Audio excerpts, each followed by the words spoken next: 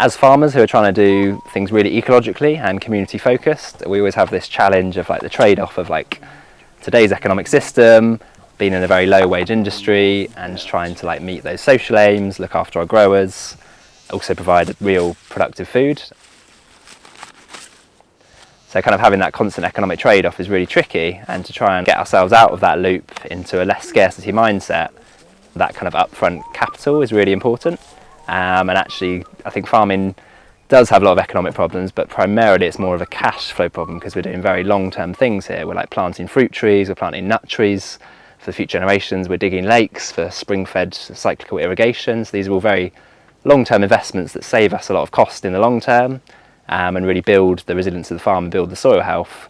But farming has this real like cash flow problem because we're constantly needing to invest in that long term. So without that kind of regenerative finance near the start of our journey, it would have been very difficult to invest in those systems that help us long term.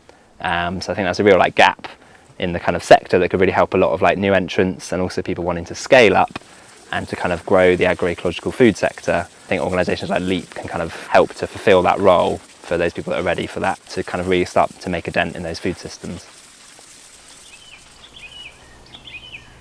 The LEAP funding allowed us to kind of have this seed pot to actually both start up and scale up. As we were expanding, we actually managed to purchase 16 acres of land as a collective, as a community. And the LEAP loan really allowed us to actually invest in things we needed, but without that kind of heavy burden of like high interest rates and kind of corporate financial pressure. It was actually combined with a grant, very low interest rates, so we were actually able to start up the farm, invest in the things like cargo delivery bikes, fridge van, pay people their labour for the early years of that farming, which is very unusual in our sector. And I think that enabled us to kind of build like a sustainable, long-term, durable, resilient farm as well, with lots of huge community support and being able to actually communicate the benefits of this kind of agroecological farming.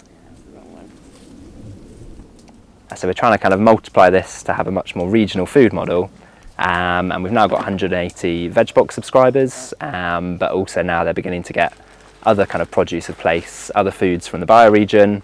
So we kind of want to broaden this out to the region with a kind of like producer cooperative, a food hub, and to really sort of start making a bigger dent in the wider food systems, starting from this place.